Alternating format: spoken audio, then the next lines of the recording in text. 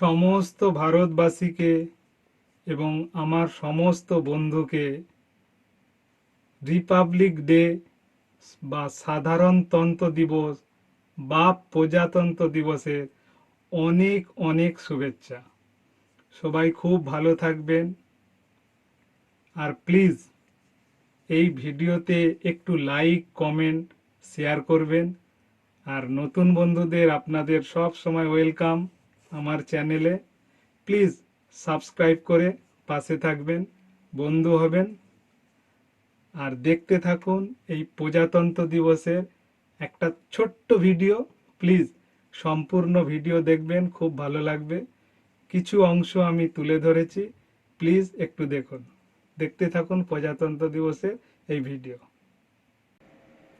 ভারতবর্ষের সম্পূর্ণ নাম হলো সার্বভৌম সমাজতান্ত্রিক ধর্মনিরপেক্ষ গণতান্ত্রিক সাধারণতন্ত্র ভারত। ভারতে সাধারণতন্ত্র দিবস বা প্রজাতন্ত্র দিবস পালিত হয় 1950 সালের 26শে জানুয়ারি তারিখে।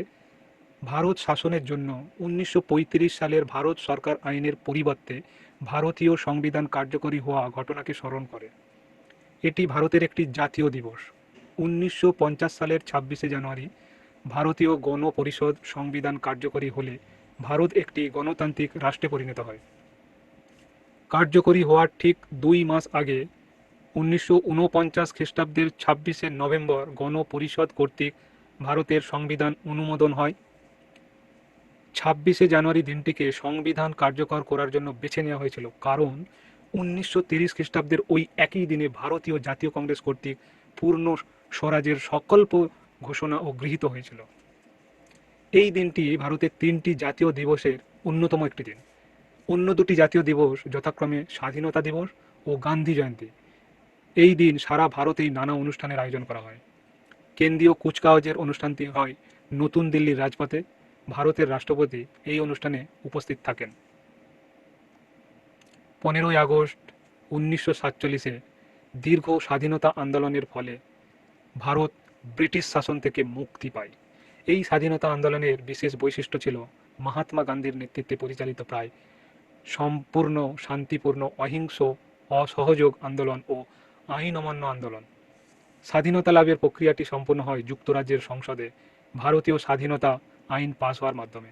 এর ফলে ব্রিটিশ ভারত ভেঙে গিয়ে কমনওয়েলথ অফ নেশনের অন্তর্ভুক্ত অধিরাজ হিসাবে দুটি স্বাধীন রাষ্ট্র ভারত ও পাকিস্তানের জন্ম হয়। 15ই আগস্ট 1947-এ ভারত স্বাধীন হলেও দেশের প্রধান হিসাবে তখনও বহাল ছিলেন ষষ্ঠ জর্জ এবং লর্ড লুই মাউন্টব্যাটেন ছিলেন এর গভর্নর জেনারেল। তখনও দেশে কোনো স্থায়ী সংবিধান ছিল না। ঔপনিবেশিক ভারত শাসন আইনে কিছু রদবদল ঘটিয়েই দেশ শাসনের কাজ চলছিল। 1947 খ্রিস্টাব্দের 28শে আগস্ট একটি স্থায়ী সংবিধান রচনার জন্য ড্রাফটিং কমিটি গঠন করা হয়।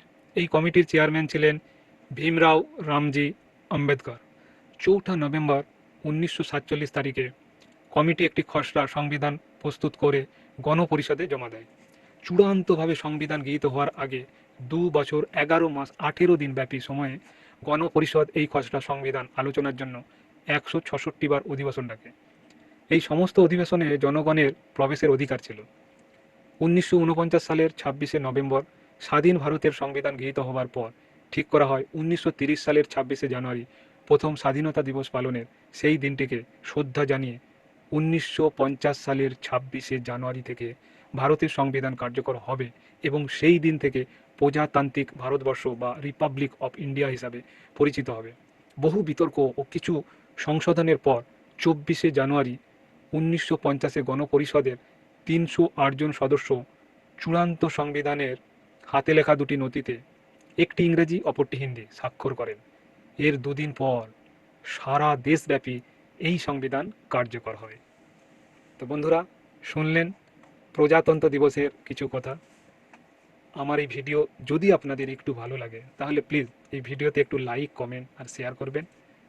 আর আমার চ্যানেলে আসা নতুন বন্ধুদের ওয়েলকাম। আপনারা আমার পাশে দাঁড়ান, আমাকে বন্ধু করে নেন। আর আমাকে বন্ধু করলে আপনারা প্লিজ আমাকে জানাবেন যে আপনাকে বন্ধু করলাম।